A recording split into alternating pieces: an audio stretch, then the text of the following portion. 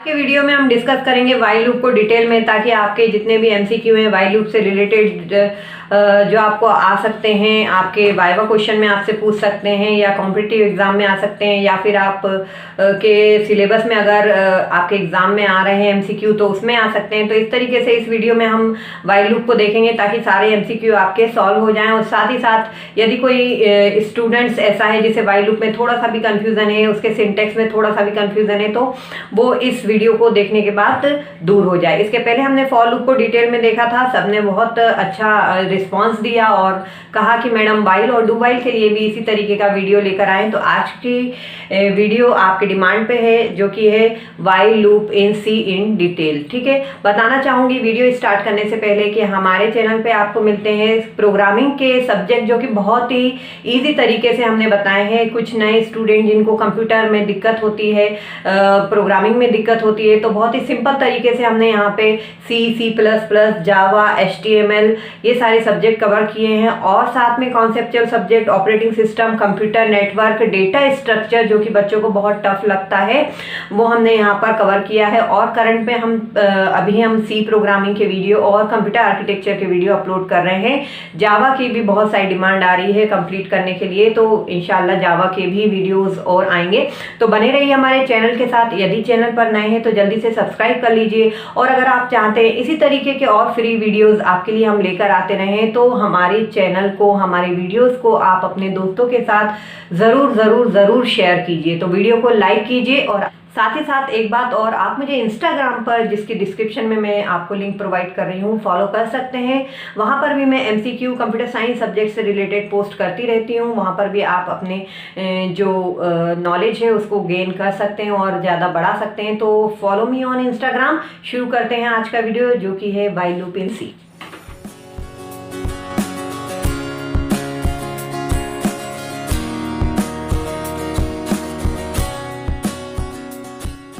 हम क्यों करते हैं, हमें पता है जब हमें बहुत सारा काम करना है, बार बार स्टेटमेंट लिखने से बचना है, तो हम लूप का यूज़ करेंगे। लूप का मतलब होता है एक ही काम को, एक ही जो लाइन नंबर ऑफ कोड है उसको बार बार ना लिखना पड़े। एक आप स्ट्रक्चर प्रोवाइड कर दिया गया है आपको प्रोग्रामिंग में, उसको आप यूज़ करके वो काम अपना बार बार करा सकते हैं। जैसे आपको सिंपल सा एग्जाम्पल है, हेलो आपको 100 बार प्रिंट कराना है, तो प्रिंट एफ हेलो स्टेटमेंट 100 बार लिखने के बजाय आप क्या करें, लूप स्ट्रक्चर का इस्तेमाल करें और एक बार ही उसे लिखें। ठीक है, तो लूप का यूज आपको पता है, रिपीटेशन ऑफ वर्क जब हमें करना है तो हम लूप स्ट्रक्चर लेके आ जाते हैं, ताकि हमें रिपीटेशन लिखना ना पड़े और वो अपने आप ही परफॉर्म हो जाए। तो जो फॉर लूप और व्हाइल लूप होते हैं वो एंट्री कंट्रोल लूप कहलाते हैं। क्यों कहलाते हैं? क्योंकि यहाँ पे जो कंडीशन टेस्ट होती है लूप के अंदर जाने की, वो पहले ही हो जाती है, और फिर कंडीशन सही होती है तो फिर लूप के अंदर की जो भी स्ट्रक्चर, जो भी कोड आपने लिखा होगा वो यहाँ पे रन होता है। और जो डू व्हाइल लूप होता है, जो डू व्हाइल लूप होता है, उसमें क्या होता है कि कंडीशन बाद में चेक होती है, तो वो एग्जिट कंट्रोल लूप कहलाएगा। ठीक है, तो दोनों ही लूप, इसके जो डिफरेंसेस हैं फॉर व्हाइल डू व्हाइल के, वो भी हमने अपलोड कर दिए हैं, तो आप जाके वहाँ पर उसको अच्छे से पढ़ सकते हैं। तो फॉर लूप और व्हाइल लूप क्या होते हैं? एंट्री कंट्रोल लूप कहलाते हैं। व्हाइल लूप का सिंटेक्स यहाँ पे हम सबसे पहले देखेंगे, कैसे उसे यूज करना है, एग्जांपल देखेंगे, और क्या क्या उसके फॉर्म्स हैं, कैसे आपसे वाइवा में या एमसीक्यू में क्वेश्चन किस कॉन्सेप्ट पे पूछा जाता है, वो यहाँ पर हम देखेंगे। तो सबसे पहले व्हाइल लूप का सिंटेक्स देखते हैं।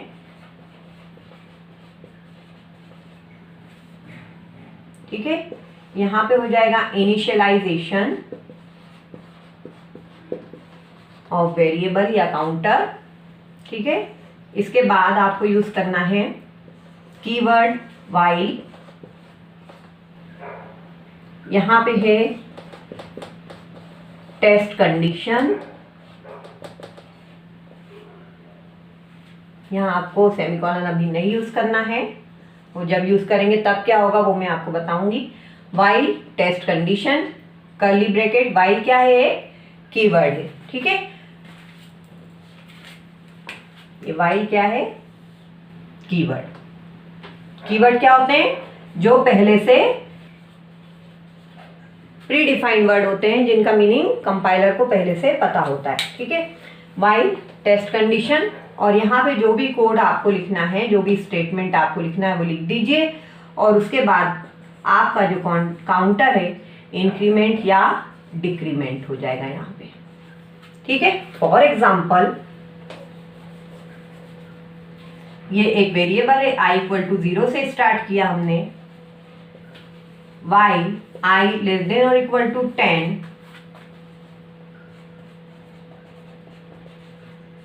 printf hello,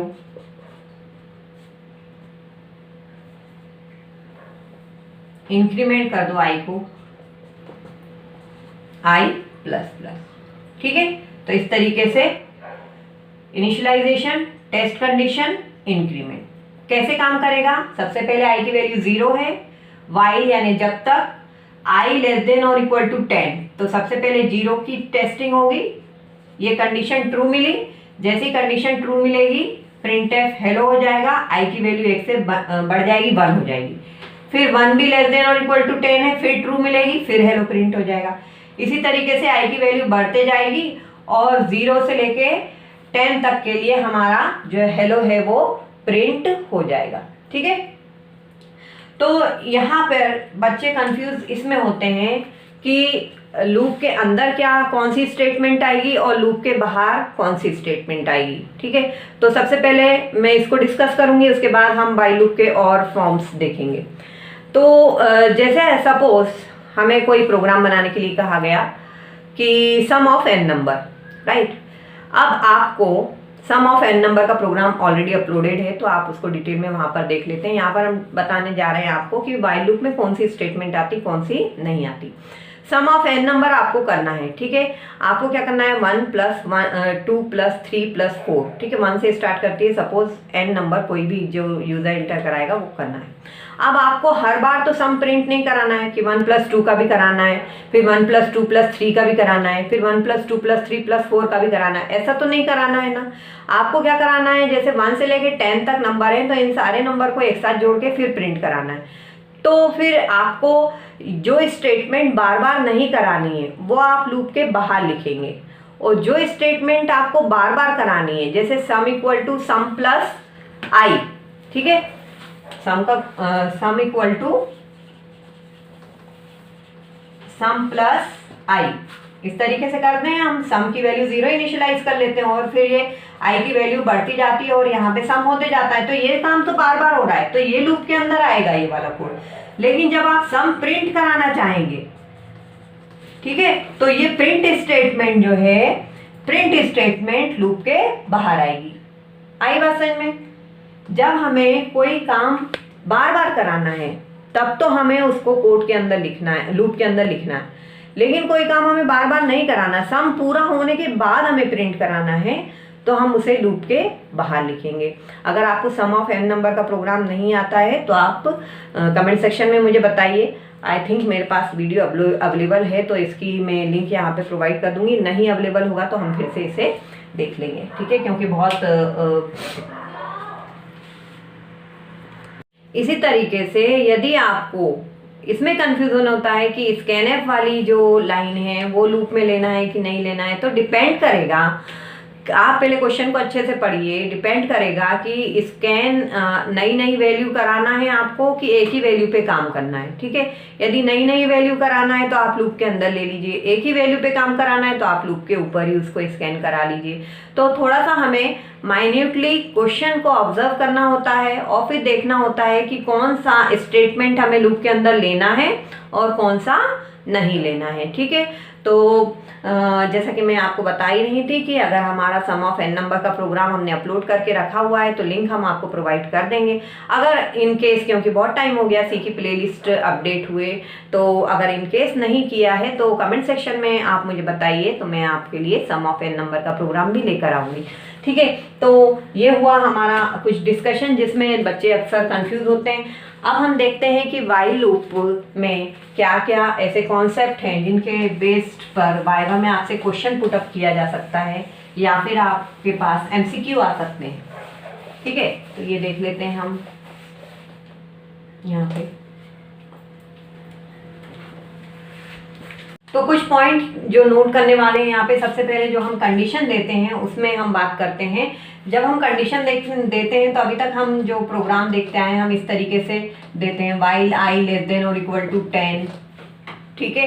इस तरीके से relational operator I less than 5, I equal to 10, इस तरीके से हम जनरली देते हैं। लेकिन हम इस तरीके से दो मिक्स कंडीशन भी दे सकते हैं, मतलब लॉजिकल एंड और लॉजिकल और ऑपरेटर के थ्रू हम रिलेशनल ऑपरेटर को यूज करते हुए, ये रिलेशनल ऑपरेटर है, ये लॉजिकल एंड ऑपरेटर है। अगर इनके बारे में डिटेल में आपको जानना है तो मेरा ऑपरेटर वाला वीडियो आप देख सकते हैं, ठीक है। तो लॉजिकल एंड इसका मतलब क्या होता है, ये कंडीशन भी जब ट्रू हो जाएगी और ये कंडीशन भी जब ट्रू हो जाएगी तब जो है आपका कंट्रोल है वो लूप के अंदर जाएगा। और यदि आप यहाँ पे लॉजिकल और की बात करते हैं तो ये कंडीशन ट्रू हो या फिर ये हो या फिर दोनों हो तो आपका जो कंट्रोल है वो लूप के अंदर जाएगा। तो इस तरीके से आप लॉजिकल एंड और लॉजिकल और ऑपरेटर लगाकर दो कंडीशन एक साथ चेक करा सकते हैं, ठीक है। कंडीशन की बात हो गई।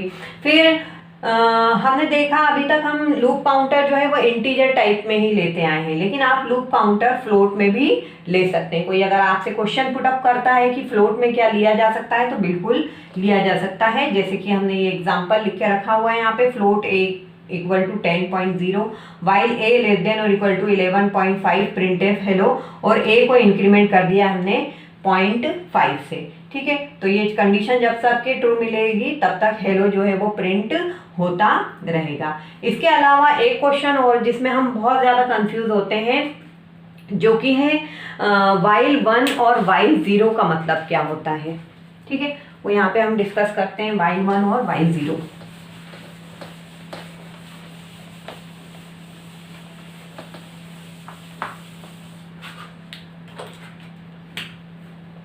में क्या अंतर है, ठीक है।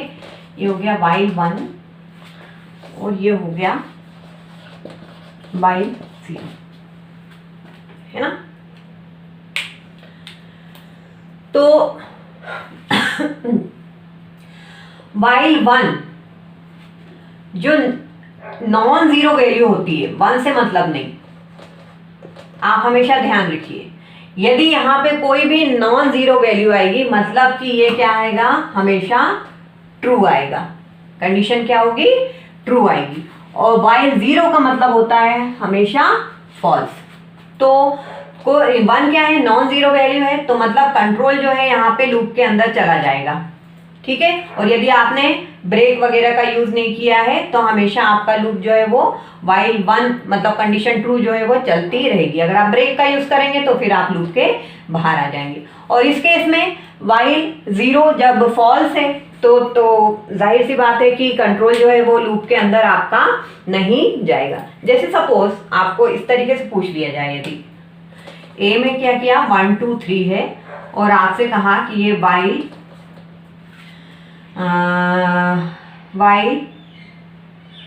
ए इक्वल टू 1 2 3, ठीक है। या इस तरीके से नहीं, सपोज ये तो हमेशा ट्रू मिलने वाला है, ए इक्वल टू 1 2 3 यहाँ पे असाइन कर लेते हैं। तो यहाँ पे इस तरीके से अगर आपसे स्टेटमेंट पूछ लिया जाए कि इसमें क्या होगा, इसमें हमने रिलेशनल इक्वल टू का यूज नहीं करते हुए जो असाइनमेंट है उसका यूज किया है, 1 2 3 को इसमें असाइन कर दिया है। तो ये एक्चुअली क्या बन गया है, वाइल 1 2 3, ये क्या है, नॉन जीरो वैल्यू मतलब ट्रू। तो इस समय कंट्रोल जो है वो लूप के अंदर चला जाएगा और जो भी है वो प्रिंट हो जाएगा, ठीक है। तो जब भी नॉन जीरो वैल्यू मिलेगी मतलब कंडीशन ट्रू है, ठीक है। तो ये हो गया नॉन जीरो वैल्यू मतलब वाइल 1 और वाइल 0 में अंतर, जिसमें हम कंफ्यूज हो जाते हैं। इसके बाद हम बात करते हैं जो कि बहुत इंपॉर्टेंट है, हमने फॉर लूप के लिए भी की थी, वाइल और जो भी है आई लेस देन और इक्वल टू 10, और यहाँ पे सपोज ये है, अभी मैंने क्या किया है, यहाँ पे सेमीकोलन लगा दिया है, राइट।